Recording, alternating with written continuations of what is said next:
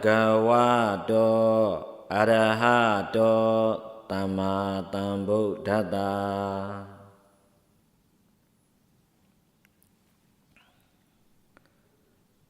Dhamma Chikin Tudo Zimya Alo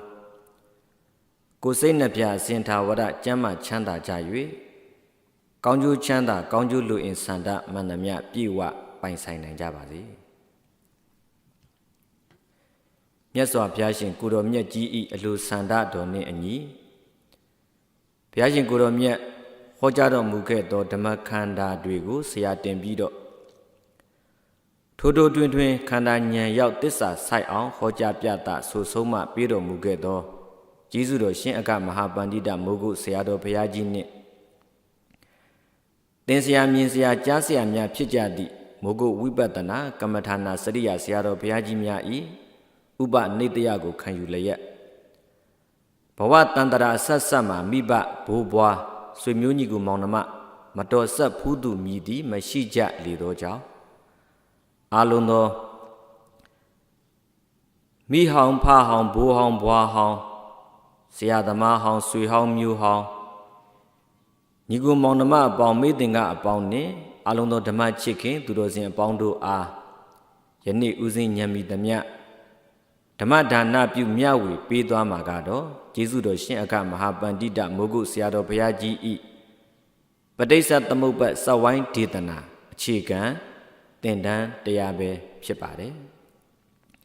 Chicken Tendan Taya A Pine Nit Pipare Jangere Dudia Wazulapi Niga A Pine Tico Dhamma Dana Pu Myawi Pike Pare Aku Duria Wazulapi Jo Shiani Ubonima A Pine Nico Myawi Pima Pipare Uzin Jamai Chinia So a babido, a tandwin nani bime, Tauzin, a danizun Juzabido, Tauzin Tamatana Lunga Mapia Ao, Juzabido, Tamatana Pu, Yawi Pima Pipa.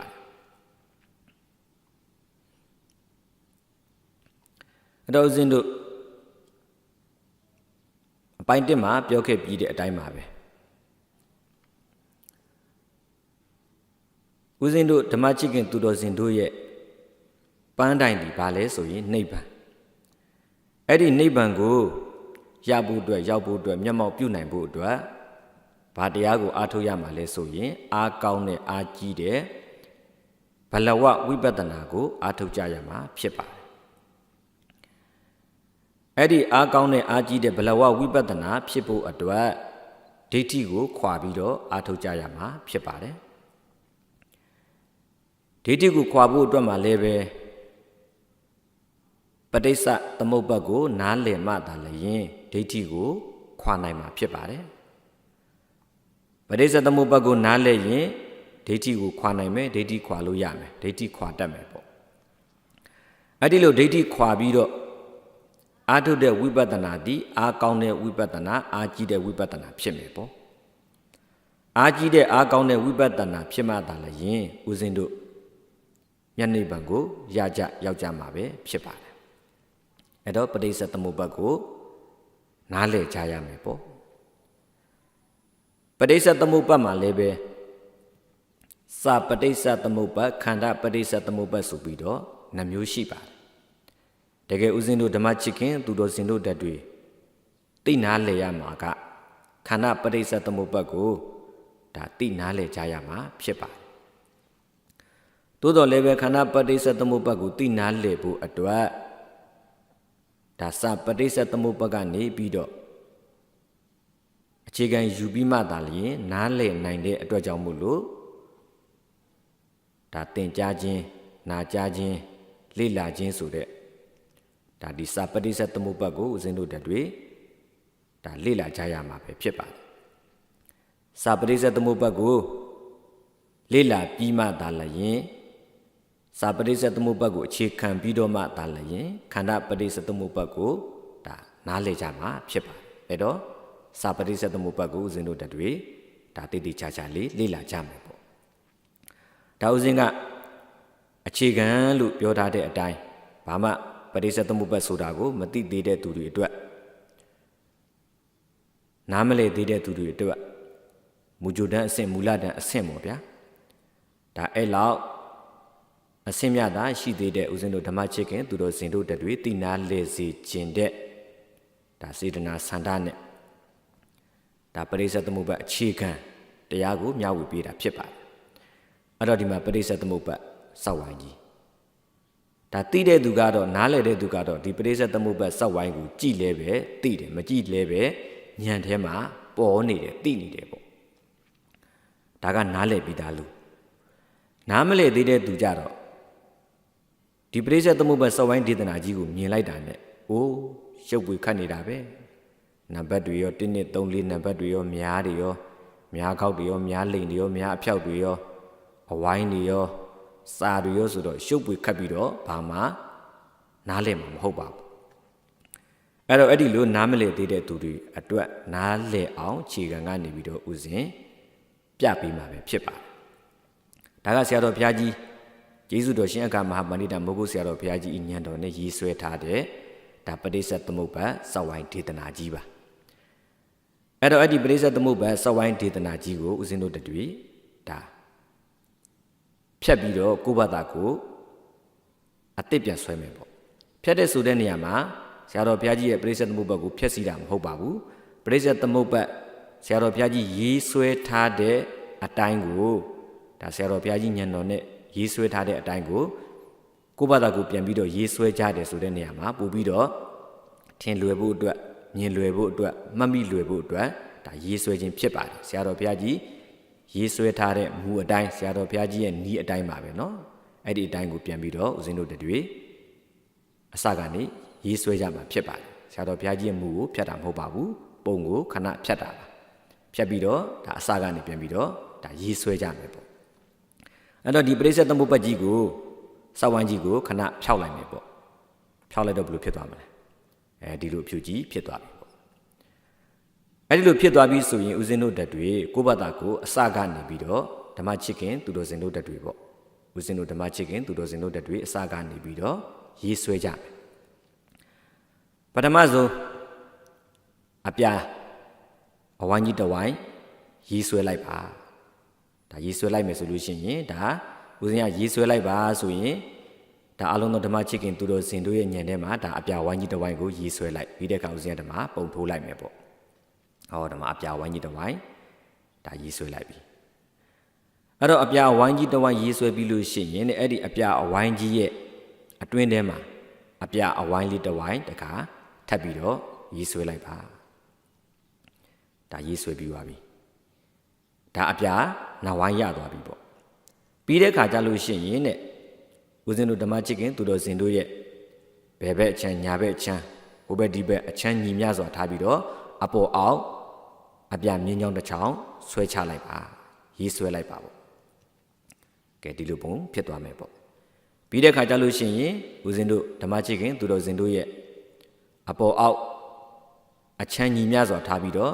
ဘယ်ဘက်ကနေပြီးတော့ညာဘက်ကိုဒါမြင်းချောင်းတစ်ချောင်းဆွဲလိုက်ပါကဲဒီလိုပုံဖြစ်သွားပြီအဲ့တော့ဒါကိုတချို့သောဆရာတော်ဘုရားကြီးများကဝနှလုံးထက်ကြက်ချီကတ်ထက်အင်္ဂါ12ပါးဆိုပြီးတော့ဒါဒီလိုဟောကြားထားတာတွေရှိတယ်ပေါ့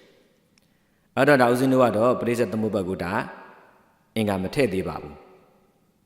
ပရိစ္ဆေသမုပ္ပါပုံချမ်းကြီးကိုရှေ့ဆုံးပြီးအောင်ဆွဲပါမယ်ဆွဲပြီးမှသာလည်းဒါထည့်ရမယ့်အင်္ဂါတွေထည့်သွားမှာဖြစ်ပါတယ်အဲ့ဒီလိုဝိုင်းကြီးနှစ်ဝိုင်းဆွဲပြီးတော့အပေါ်အောက်ဘယ်ညာမြင်းနှံဆွဲပြီးသွားပြီဆိုလို့ရှိရင်ဒါဦးဇင်းတို့အလုံးသောဓမ္မချစ်ခင်သူတို့ဇင်တို့တက်တွေဘာလို့ရမလဲဆိုရင်လက်ထဲမှာစာတွေပါတွေထည့်တဲ့ခါကျလို့ရှိရင်အဆင်ပြေအောင်ဆိုပြီးတော့အဲ့တော့အဝိုင်း၅ဝိုင်းစောက်ဝိုင်း၅ဝိုင်းအသေးလေးတွေပေါ့ထဲမှာဟာလာဒီလိုအသေးလိုင်းချောင်းလေးတွေနဲ့ဆွဲမယ်ပေါ့တစ်ဝိုင်းနှစ်ဝိုင်းသုံးဝိုင်းလေးဝိုင်း၅ဝိုင်းနော်ဒါစောက်ဝိုင်းကြီးရဲ့အထဲထဲမှာအဝိုင်းလေးဒါ၅ဝိုင်းဒါဒီအဝိုင်းနဲ့ဆိုရင်တော့6ဝိုင်းပေါ့နော်ဒါပုံချမ်းကြီးဆွဲတာပါ ပြီးတဲ့ခါကြလို့ရှိရင်ဦးဇင်းတို့ဒါကိုကြည့်လိုက်လို့ရှိရင်ဒါအကွက်အဖြစ်၄ကွက်ပေါ်တယ်ပေါ့ဝါနှလုံးထက်ကြက်ချီခတ်ထားတဲ့ခါကြတော့အကွက်1 2 3 4ဆို၄ကွက်ပေါ်တယ်အဲ့ဒီ၄ကွက်ကိုနံပါတ်ထိုးမယ်ပေါ့ဦးဇင်းတို့ဓမ္မချစ်ခင်သူတော်စင်ပေါင်းတို့ရဲ့ညာဘက်ချမ်းအပေါ်အကွက်ကိုနံပါတ်1လို့ထိုးမယ်ပေါ့အောက်အကွက်ကိုတော့နံပါတ်2လို့ထိုးမယ်ဦးဇင်းတို့ဓမ္မချစ်ခင်သူတော်စင်တို့ရဲ့ဘယ်ဘက်ချမ်းအောက်ကွက်ကိုနံပါတ်3လို့ထိုးမယ်အပေါ်ကွက်ကိုနံပါတ်4လို့ထိုးမယ်ပြီးတဲ့ခါကျရင်ဒါနံပါတ်1ကွက်ကနေပြီးတော့ဒီဘက်ကိုပြတယ်မြားတစ်ချောင်းပေါ့ဒီလိုမြားတစ်ချောင်းထိုးမယ်အသွားကညာဘက်ကိုပြမယ်ပေါ့ညာလက်မယ်ပေါ့နံပါတ်2မှာလည်းပဲထိုးမယ်နံပါတ်3မှာလည်းပဲထိုးမယ်နံပါတ်4မှာလည်းပဲမြားတစ်ချောင်းထိုးမယ်ပေါ့မြား4ချောင်းအဲ့တော့ဒါကဒီမြား4ချောင်းကဘာသဘောကိုဆောင်းတာလဲဆိုရင်လေပတ်တဲ့သဘောကိုဆောင်းတာဒီလိုလေပတ်မယ်ပေါ့နော်ညာဘက်လေပတ်မယ်ပေါ့အဲ့ဒီလိုမှမြားမပြတာဘူးဆိုလို့ရှိရင်ဦးဇင်းတို့ဓမ္မချစ်ခင်သူတို့စင်တို့တတူဟာဒါမသိတဲ့သူဆိုရင်ဒါဘယ်ဘက်ကိုတွားပြီးတော့ဟာလာလေပတ်တာမျိုးလဲဖြစ်နေမှာဆိုလို့ဒါသေချာအောင်လို့ညာဘက်လေတယ်ဆိုတာကိုသိအောင်လို့ဒီမြားကနေပြီးတော့သင်္ကေတပြတာပေါ့နော်အဲ့တော့နံပါတ်လက်ထိုးပြီးသွားပြီမြားလဲပြပြီးသွားပြီပြီးတဲ့အခါမှာတဲ့ပရိစ္ဆေသမုပ္ပါစဝိုင်းကြီးရဲ့အပေါ်ကနေအောက်တဲ့ကိုမြားကြီးတစ်ချောင်းထိုးချလိုက်ပါဒါကဒီမြားရဲ့သဘောကဘာလဲဆိုတော့ဝင်ယူသဘောအဲ့ဒီဝင်ယူရဲ့သဘောကိုတော့ဒါနောက်ပိုင်းဦးဇင်းပြောသွားမှာပါအဲ့တော့ပရိစ္ဆေသမုပ္ပါစဝိုင်းဒီရထစကမိဝဆိုတဲ့အတိုင်းလေပိတန်တန်ဟာလားလေပိတန်တန်ဆွဲထားတာဖြစ်တဲ့အတွက်ကြောင့်မို့လို့ဒါဝင်ရိုးရှိမှဒီစက်ဝိုင်းကြီးဒီလဲလို့ရမှာဖြစ်ပါတယ်အဲ့တော့ဒီမြားအနေကြီးထိုးစင်းလာတာဒီကနေထိုးတယ်ဒီအပေါက်ကနေထူပြီးတော့ထွက်တယ်ပေါ့ဗျာအဲ့ဒါဝင်ရိုးရဲ့သဘောကိုပြတာပြီးတဲ့အခါကျလို့ရှိရင်လည်းနံပါတ်1ကွက်နဲ့နံပါတ်2ကွက်ဒီဆက်ဆက်မှုရှိတယ်ဆိုတဲ့သဘောကိုဆောင်တဲ့အသွားနှစ်ဖက်ရှိတဲ့မြားလေးထိုးပါမယ်ဟိုမှာနံပါတ်1နဲ့နံပါတ်2မှာအသွားနှစ်ဖက်ရှိတဲ့မြားပြီးတဲ့အခါမှာနံပါတ်2နဲ့နံပါတ်3မှာလည်းပဲဒါဆက်ဆက်မှုရှိတယ်ဆိုတဲ့သဘောကိုဆောင်တဲ့အသွားနှစ်ဖက်ရှိတဲ့မြားဒီမှာလည်းထိုးမယ်ပြီးတဲ့အခါမှာနံပါတ်3နဲ့နံပါတ်4မှာလည်းပဲဒါဆက်ဆက်မှုရှိတယ်ဆိုတဲ့သဘောကိုဆောင်တဲ့အသွားနှစ်ဖက်ပါတဲ့မြားကလေးထိုးမယ်ဒါမြား3ချောင်းဒီနံပါတ်4နဲ့နံပါတ်1မှာတော့ဒါမထိုးဘူးသူကဆက်ဆက်မှုမရှိတော့ပါဘူးတကယ်လည်းအစဉ်တိုင်းဆင်လိုက်လို့ရှိရင်တော့1 2 3 4ဒါဒီအစဉ်တိုင်းသွားတယ်ပေါ့နော်1 2 3 4ကိုမှလို့ပြန်ကွေးပြီးတော့စောက်ဝိုင်းလှုပ်ထားတာဖြစ်တဲ့အတွက်ကြောင့်မို့လို့ဒါတချို့ကမသိလို့ရှိရင်နံပါတ်4နဲ့နံပါတ်1လည်းပဲဆက်ဆက်မှုရှိတယ်လို့ဒီလိုထင်ကောင်းထင်နိုင်တယ်ပေါ့အဲ့တော့အဲ့ဒီလိုမထင်အောင်လို့နံပါတ်1နဲ့နံပါတ်2ဒီဆက်ဆက်မှုရှိတယ်ဆိုတဲ့အကြောင်းပြတယ်များအသွားနှစ်ဖက်ရှိတဲ့များနဲ့ပြတယ်နံပါတ်2နဲ့နံပါတ်3ကိုပြတယ်နံပါတ်4နဲ့နံပါတ်3နဲ့နံပါတ်4ကိုပြတယ်နံပါတ်4နဲ့နံပါတ်1ကိုဒါမပြပါဘူးเนาะအဲ့တော့အဲ့ဒါပြီးသွားတဲ့ခါကျတော့ပရိစ္ဆေသမုပ္ပါလေလန်းနဲ့ပရိစ္ဆေသမုပ္ပါထွက်လန်းကိုပြတဲ့မြားလေးကိုလည်းပဲဒီမှာထိုးလိုက်မယ်ပရိစ္ဆေသမုပ္ပါထွက်လန်းနဲ့ပရိစ္ဆေသမုပ္ပါလေလန်းကိုပြတဲ့မြားဒါဆိုလို့ရှိရင်ဒါစောက်ဝိုင်းကြီးဟာပုံဉ္ဇကြီးဟာပြီးသွားပါပြီပရိစ္ဆေသမုပ္ပါစောက်ဝိုင်းဒေသနာကြီးအဲ့တော့ဒါကိုကျေးဇူးတော်ရှင်အကမဟာပန္တိတာမဟုတ်ဆရာတော်ဘုရားကြီးကညံတော်နဲ့ဒါရေးဆွဲထားတဲ့စက်ဝိုင်းဇရာကြီးဖြစ်တယ်ဒါကြောင့်ဒါကိုဦးဇင်းတို့ခေါင်းစည်းထိုးတဲ့ခါကျတော့ဘယ်လိုထိုးမလဲကျေးဇူးတော်ရှင်အကမဟာပန္တိတာမဟုတ်ဆရာတော်ဘုရားကြီးဤပရိစ္ဆေသမုပ္ပါစက်ဝိုင်းဒေသနာလေပုံပြက်ပုံနဲ့ဒီလိုထိုးတာပေါ့နော်အဲ့တော့စက်ဝိုင်းကြီးပြီးသွားတဲ့အခါကျတော့ဒီစက်ဝိုင်းထဲမှာဒါပရိစ္ဆေသမုပ္ပါအင်္ဂါတွေကိုထည့်ပြီးတော့ဒါရှင်းလင်းဟောပြပေးတာပဲဖြစ်ပါတယ်အဲ့တော့ပရိစ္ဆေသမုပ္ပါတရားဆိုတာကဦးဇင်းတို့မြတ်စွာဘုရားရှင်ကိုတော်မြတ်ဟောကြားခဲ့တဲ့ဒေသနာပါဒီမှာပရိစ္ဆေသမုပ္ပါအနုလုံပါဠိဝိဇ္ဇာပစ္စယသင်္ခါရသင်္ခါရပစ္စယဝိညာဏဝိညာဏပစ္စယနာမရူပံနာမရူပပစ္စယသာလယေတနာသာလယေတနာပစ္စယဖတ်တော်ဖတ်တာပစ္စယဝေဒနာဝေဒနာပစ္စယတဏ္ဏတဏ္ဏပစ္စယဥပါဒာနာဥပါဒာနာပစ္စယဘဝဘဝပစ္စယဇာတိဇာတိပစ္စယဇရာမရဏတောကပရိဒေဝဒုက္ခဒေါမနတုပါယတာတံပုံတိဧဝမိတတကေဝလတဒုက္ခခန္ဓတသမှုတယောဟောတိတဲ့အဲ့တော့ဒီပရိစ္ဆေသမုပ္ပါမြတ်စွာဘုရားရှင်ကိုတော်မြတ်ဟောကြားတော်မူခဲ့တဲ့ပရိစ္ဆေသမုပ္ပါ ဒေသနာတော်ထဲမှာပရိစ္ဆေသမုပ္ပါအင်္ဂါကဒါဘယ်နှပါရှိလဲဘယ်နှလုံးရှိလဲဆိုရင်12လုံးရှိပါတယ်အဝိဇ္ဇာသင်္ခါရဝိညာဉ်နာယုတ်တာလယတနာဖတ်တာဝေဒနာတဏဥပါဒံဘဝဇာတိစရမရဏဆိုပြီးတော့အင်္ဂါ12လုံးရှိပါတယ်အဲ့ဒီအင်္ဂါ12လုံးကိုဒီပရိစ္ဆေသမုပ္ပါစောက်ဝိုင်းထဲမှာထည့်ပြီးတော့ဒါဆရာတော်ဘုရားကြီးကရှင်းလင်းဟောပြပေးတာပဲဖြစ်ပါတယ်အဲ့တော့ဦးဇင်းတို့ကဆရာတော်ဘုရားကြီးရဲ့ဥပနိဒေယအတိုင်းအလုံးစုံဓမ္မချစ်ခင်သူတော်စင်တို့ကိုဒါအခြေခံအဖြစ်သိနာလည်ရအောင်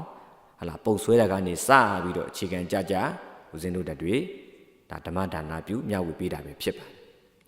အဲ့တော့စောစောကပြောခဲ့တဲ့အတိုင်းအင်္ဂါ12ပါးအဝိဇ္ဇာသင်္ခါရဝိညာဉ်နာယုတ်အဝိဇ္ဇာသင်္ခါရဝိညာဉ်နာယုတ်တာလယတနာဖတ်တာဝေဒနာတဏဥပါဒံဘဝဇာတိစရမရဏအင်္ဂါ12ပါးအဲ့ဒီအင်္ဂါ12ပါးကိုဒီစောက်ဝိုင်းထဲမှာထည့်မယ်ပထမနံပါတ်1အကွက်ထဲမှာနံပါတ်1ကွက်ဆိုတော့ဒီအကွက်ပေါ့နံပါတ်1ကွက်ထဲမှာအင်္ဂါ12ပါးရှိတဲ့အထက်ကမှာပထမဆုံးအင်္ဂါနှလုံးကိုထည့်မယ်ပေါ့အဲ့ဒီအင်္ဂါနှလုံးကဘာလဲဆိုရင်အဝိဇ္ဇာနဲ့သင်္ခါရဒါအဝိဇ္ဇာနဲ့သင်္ခါရဒီနံပါတ်1ကွက်ထဲမှာအဲ့တော့အစဉ်တိုင်းနောက်ထပ်5လုံးဝိဇ္ဇာသင်္ခါရပြီးတဲ့ခါကျတော့ဝိညာဉ်နာယုတ်တာလယတနာဖတ်တာဝေဒနာအဲ့ဒီ5လုံးကိုနံပါတ်2ကွက်ထဲမှာထည့်မယ်တဲ့ဝိညာဉ်နာယုတ်တာလယတနာဖတ်တာဝေဒနာအဝိဇ္ဇာသင်္ခါရဝိညာဉ်နာယုတ်တာလယတနာဖတ်တာဝေဒနာဆိုပြီးတော့9လုံးပြီးသွားပြီပြီးသွားတဲ့ခါကျတော့နောက်ထပ်3လုံးတဏဥပါဒံဘဝအဲ့ဒါကိုဒီနံပါတ်3ကွက်ထဲမှာထည့်မယ်အဲ့တော့တဏဥပါဒံဘဝဆိုတဲ့ဘဝမှာဘဝဒီခွဲလိုက်လို့ရှိရင်ကမ္မဘဝနဲ့ဥပပတ္တိဘဝဆိုပြီးတော့ရှိပါတယ်အဲ့တော့ဒီမှာကမ္မဘဝထည့်သွားပါမယ်တဏဥပါဒံကမ္မဘဝဒါအင်္ဂါ3လုံးနောက်ဆုံးကြံတဲ့အင်္ဂါ2လုံးနံပါတ်4ကွက်ထဲမှာထည့်မယ်ဘာလဲဆိုရင်ဇာတိနဲ့စရမရဏအဲ့တော့ဦးဇင်းတို့ပါဠိတော်ဟောစဉ်မှာကတော့ဒီနားနေဖြတ်ပြီးတော့ပြောမယ်တဏှာပစ္စယဥပါဒနာပစ္စယဘဝလို့ဟောတယ်အဲ့ဒီဘဝဒီကမ္မဘဝနဲ့ဥပပတ္တိဘဝဆိုပြီးတော့2မျိုးရှိတယ်ပေါ့အဲ့တော့ကမ္မဘဝကိုအဲ့ဒီဘဝတစ်ခုတည်းကိုခွဲလိုက်တော့ကမ္မဘဝနဲ့ဥပပတ္တိဘဝဆိုပြီးတော့2မျိုးထွက်လာတယ်အဲ့ဒီ2မျိုးမှာနံပါတ်3ကွက်ထဲမှာကမ္မဘဝကိုထည့်တယ်ဥပပတ္တိဘဝကိုကြတော့နံပါတ်4ကွက်ထဲမှာထည့်တယ်အဲ့တော့ဦးဇင်းတို့ဒီကမ္မဘဝနဲ့ဥပပတ္တိဘဝအကြောင်းကိုဒါနောက်အပိုင်းတွေမှာဦးဇင်းတို့ပြောပြပေးမှာဖြစ်ပါတယ်အဲ့တော့ဒီမှာမက္ကမှာကတော့အင်္ဂါ12လုံးကိုပဲမက္ကမှာပဲဖြစ်ပါတယ်အဲ့ဒီအင်္ဂါ12လုံးကနံပါတ်1ကွက်ထဲကအဝိဇ္ဇာသင်္ခါရနံပါတ်2ကွက်ထဲကဝိညာဉ်နာယုတ်တာလယတနာဖတ်တာဝေဒနာ5လုံးနံပါတ်3ကွက်ထဲကတဏဥပါဒံကမ္မဘဝနံပါတ်4ကွက်ထဲကဇာတိစရမရဏစုစုပေါင်းလိုက်တော့အင်္ဂါ12ပါးအဲ့တော့ဒီအင်္ဂါ12ပါးဒီဒါပရိစ္ဆေသမုပ္ပါစောက်ဝိုင်းထဲမှာထည့်လိုက်ပြီးတဲ့အခါကျတော့နံပါတ်1ကွက်ထဲမှာအင်္ဂါဘယ်နှလုံးရှိလဲကုညံထဲမှာသိနေရမယ်အဝိဇ္ဇာနဲ့သင်္ခါရနှလုံးရှိတယ်ဟော2ကွက်ထဲမှာဘယ်နှလုံးရှိလဲ5လုံးရှိတယ်ဘာတွေလဲဝိညာဉ်နာယုတ်တာလယတနာဖတ်တာဝေဒနာ3ကွက်ထဲမှာဘယ်နှလုံးရှိလဲ3လုံးရှိတယ်ဘာတွေလဲတဏဥပါဒံကမ္မဘဝ4ကွက်ထဲမှာဘယ်နှလုံးရှိလဲ2လုံးရှိတယ်ဘာလဲဇာတိနဲ့စရမရဏဒါကိုမိမိတို့ရဲ့ဉာဏ်ကနေပြီးတော့သိနေရမယ်တေကွက်လို့ပြောလိုက်တာနဲ့ဒီနှလုံးကိုဉာဏ်ထဲမှာမြင်နေရမယ်နှစ်ကွက်လို့ပြောလိုက်တာနဲ့ဒီ5လုံးကိုဉာဏ်ထဲမှာမြင်နေရမယ်3ကွက်လို့ပြောလိုက်တာနဲ့ဒီ3လုံးကိုဉာဏ်ထဲမှာမြင်နေရမယ်တဏဥပါဒကမ္မဘဝ4ကွက်လို့ပြောလိုက်တာနဲ့ဇာတိစရမရဏဆိုတဲ့ဒီနှလုံးကိုမိမိတို့ရဲ့ဉာဏ်ထဲမှာမြင်ရမှာဖြစ်တယ်ဒါ1ကွက်2ကွက်3ကွက်4ကွက်တဲကအင်္ဂါ12ပါးဒါဝိညာဉ်လို့ပြောလိုက်တာ ਨੇ ဒါ2ကွက်ကတရားပဲလို့သိရမယ်ပေါ့စရမရဏလို့ပြောလိုက်တာ ਨੇ ဒါ4ကွက်ကတရားပဲလို့သိရမယ်ပေါ့ဥပါဒံလို့ပြောလိုက်တာ ਨੇ 3ကွက်ကတရားပဲလို့သိရမယ်ပေါ့အဲ့တော့ဒီအင်္ဂါ12လုံးမှာဘယ်အလုံးကိုပဲပြောဘယ်အလုံးဒီဘယ်အကွက်တဲကဘယ်အလုံးဒီဘယ်အကွက်တဲကဆိုတာကိုမိမိတို့ရဲ့ဉာဏ်မှာထင်နေမြင်နေရမယ်ပေါ့အဲ့ အဲ့တော့အကွက်နဲ့ပြောရင်လည်းပဲဟာနှစ်အကွက်လို့ပြောလိုက်တာနဲ့နှစ်ကွက်တရားတွေကိုမြင်ရမယ်လေးကွက်လို့ပြောလိုက်တာနဲ့လေးကွက်တရားတွေကိုဒါမြင်နေရမယ်တစ်ကွက်လို့ပြောလိုက်တာနဲ့တစ်ကွက်တရားသုံးလို့ပြောလိုက်တာနဲ့သုံးကွက်တရားတွေဒါမိမိရဲ့ညံ့မှာထင်မြင်နေရမှာဖြစ်ပါတယ်အဝိဇ္ဇာသင်္ခါရနံပါတ်1ဝိညာဏယုတ်တလယနာဖတ်တဝေဒနာနံပါတ်2တဏှာဥပါဒံကာမဘဝနံပါတ်3ဇာတိစရမရဏနံပါတ်4ဒါအင်္ဂါ12ပါးအဲ့တော့အင်္ဂါ12ပါးပြောပြီးတဲ့အခါကျတော့အင်္ဂါ12ပါးပရိစ္ဆေသမုပ္ပါစောက်ဝိုင်းထဲမှာထည့်ပြီးတဲ့အခါကျတော့ဒီအင်္ဂါ12ပါးရဲ့သဘောအဓိပ္ပာယ်လေးတွေကိုဒါသိတင်တဲ့လောက်သိထားရမယ်မှတ်သားတင်တဲ့လောက်မှတ်သားထားရမှာဖြစ်ပါတယ်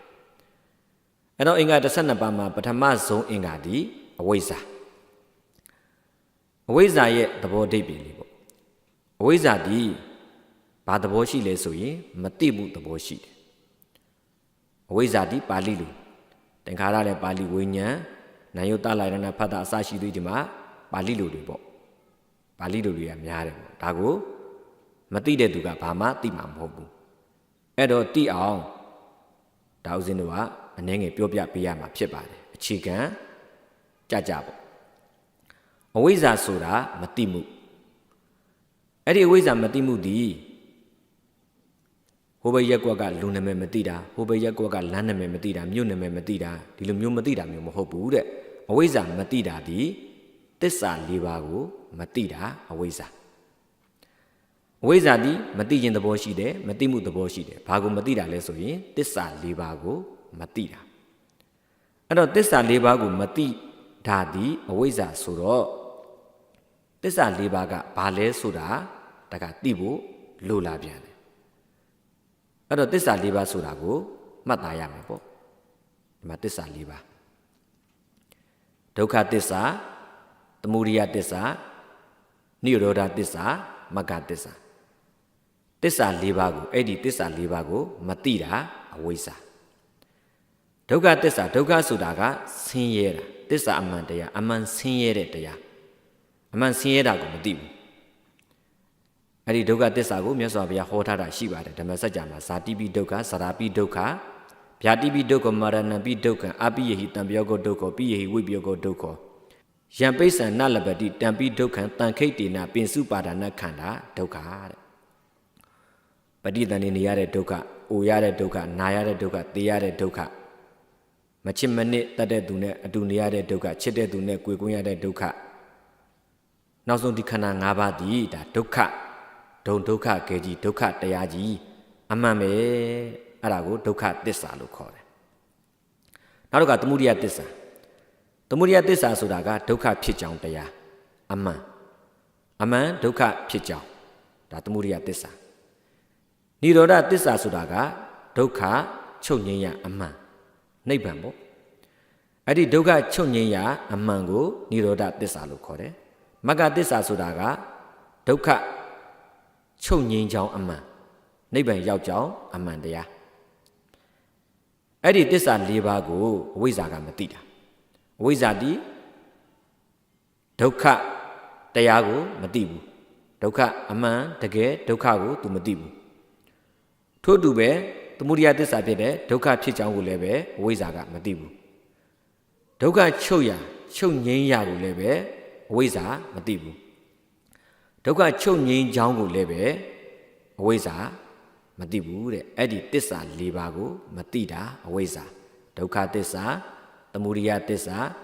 နိရောဓသစ္စာမဂ္ဂသစ္စာဆင်းရဲခြင်း